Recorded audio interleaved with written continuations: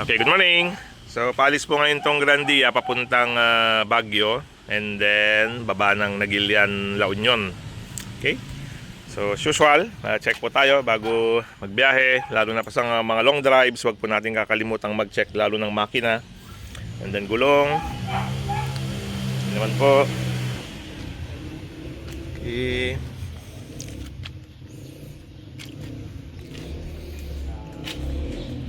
Tempo.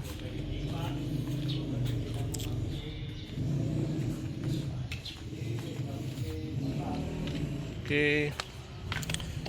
Patulong tayo kay Ma'am Bert. Ma'am Bert, patulong man mga Cabilty windshield washer. Ito pong windshield washer na to, galing na po to ng Lazada.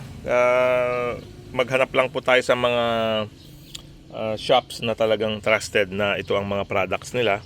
So, napakalaking kamurahan po pag ganito kalalaki yung binibili natin. Bali, ilang litro ito? 1 gallon po. 1 gallon is 4 liters po. So, hindi ko lang matandaan kung magkano na yung kanyang price ng isang galon. Mang Bert, patulong man madam naman eh. Gadong ako ton. Sige tayo kwata. Vacuum ta. Okay? So, Ma'am Bert, i-cabin mo ito windshield. Ito po yung lalagyan ng windshield washer para sa Grandia GL. Then, nasan yung kanyang indication? Pag puno na. Okay. So, mag-ingat lang po tayo sa paglalagay ng mga consumables like windshield washer, coolant, hydraulic fluid, power steering fluid, brake fluid. So, lagi lang po nating titignan kasi lalo po pag magkakakulay. Let's say ito po ang ating coolant para po sa radiator. So, yun po, makikita nyo yung sign. Baka po kasi magkamali tayo dito natin sa radiator reservoir mailagay yung windshield washer or the other way around po. So, careful lang po tayo lagi pag naglalagay ng ganito kasi ito po yung mga common mistakes na napakalaki ng impact niya pag nagkamali tayo. Okay. Baka mamaya ito naman pong coolant mailagay sa windshield washer, so hindi rin po maganda. And then power steering fluid level, okay naman po siya. Brake fluid, okay po. Okay. So, Mang Bert, nag-check ka engine oil, eh? Okay, so engine oil. Okay. Hindi ko alam kung kailan ang next na change oil nito. Malapit na naman po yata. Check natin kung ilang mileage na.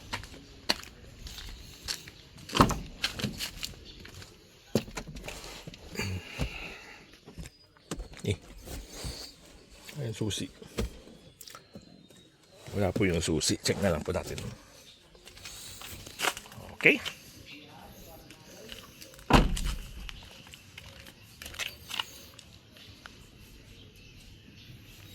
May naglabahay po na langgam. So, kunin ko po yung vacuum. Okay. So, nandito po yung dalawang gamit natin na Bosch na GBL 18 volts -120. Kwan po naman ito blower. Ito po yung vacuum. GAS 12 volts. So subukan po muna nating i-vacuum. May battery indicator po. Kasi kung i-blow po natin, Mambart pa faman. Magkikaalam magiging ko to. Yan. So, hindi ko po alam kung saan sila nagtago. Hanapin po natin. Wala naman po dito. Wala lumalabas sir. Tadaan ka abot. Kita man, Ma'am Bert. Ayan, sige. Itutok mo lahat na, Ma'am Bert. Masusok na.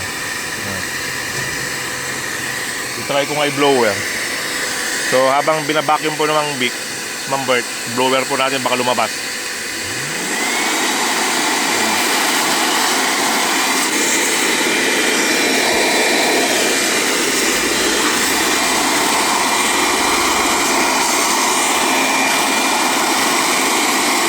So habang binablower po natin yung mga lalabas, mababacuum.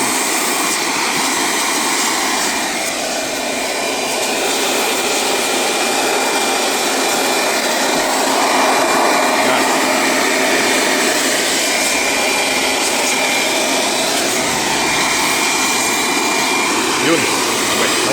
sukat na. Yan.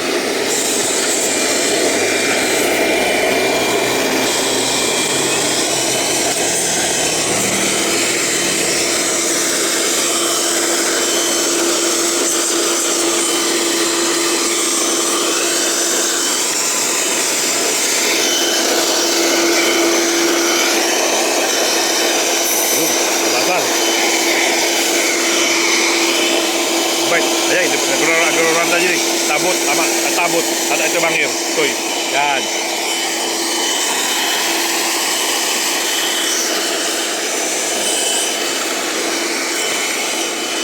Tingnan natin baka dito sa side ng tuntuan.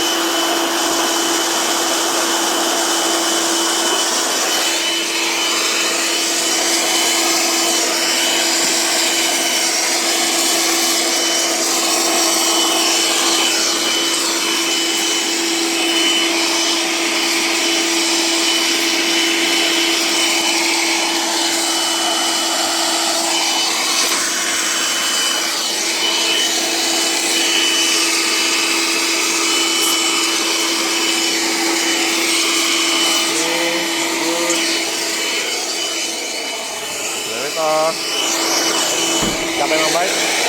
Wandan. Yan. Lagi pa nih. Gadong. Tani. Tani.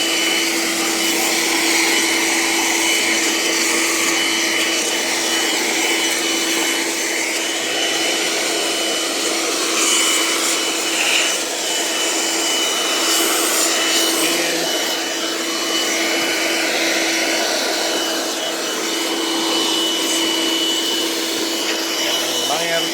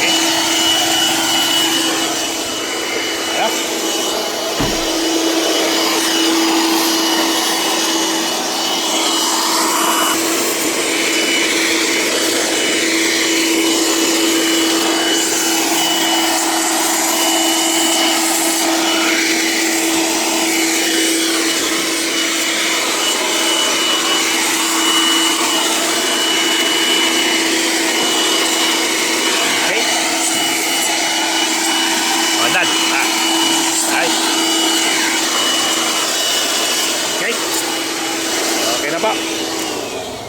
At least pag bumalik po sila ulit, then linisin na naman natin. Okay? Then windshield washer done. Okay? Done na po tayo. So malaking bagay po itong mga to pag meron po kayong chance at plano nyong kumuha nito. Pwede pong ipunan dahan-dahan para po makumpleto natin yung mga ganitong mga gamit. Napakalaking bagay po nito sa pag-maintain ng mga sasakyan. Although medyo pricey sila, especially dahil Bosch. May mga kwan naman cheaper alternative na brands like Inco, which is magaganda po sila. Kaya lang ito na po kasi yung nakita ko noon. Yan ang ginagawa ko po kasi pag bumibili ako ng mga ganitong gamit na kailangan pero hindi nagmamadali, inaantay kong mag-sale. So pag nag-sale, and then ngayon meron ng Lazada Pay Later. So pwede parang installment na po siya. Bibili ka, may 6 months, may 12 months. Kaya lang may interest po. Pero napakalaking bagay po ng mga gamit na yan. Ang kagandahan lang po nitong mga ganito is, let's say Inco brand po ang napili natin or Bosch. Yung battery nila, lahat ng mga power tools nila, pare-pareho na po yung sukat niyan. So pwede nyong gamit-gamitin kahit saang power tool. So parang itong body na lang ang binibili natin. Okay? Total pang kwan naman po yung mga yan, pang lifetime hanggang end of life nila. Magagamit po natin yan. So parang ito po, ang tatagal na nitong mga to. Siguro simula nung nagsimula tayong magtrabaho rito sa Isabela, baka 4 years na rin po yan. Kasi early adopter po tayo nung nakita natin yan sa Lazada. Kumuha na po tayo. So 4 years na po. Ang talagang papalitan lang po dito itong battery. Dahil ito ang mga nasisira. And pag nasira, medyo mahal po. Parang itong 12 volts na 2.0, nasa 1,000 po yata pag nag-sale. Ito naman nasa 2,000 pag nag-sale. So yun po, habang nag-iipon tayo, nag-aantay tayo ng sale. Yung mga sulit sale, salary sale, end of the month sale, mga November 11, 11, yun, mga 10. So, marami po silang mga sale. So, hintayin po natin. Malaking bagay po yung mga sale na yun. Okay? So, update ko po kayo pag alis nila mamaya. Salamat po! Okay, so paalis na po. Papunta ng Nagilian, via Baguio, and then Kayapa. Okay? Ingat-ingat. Drive safe.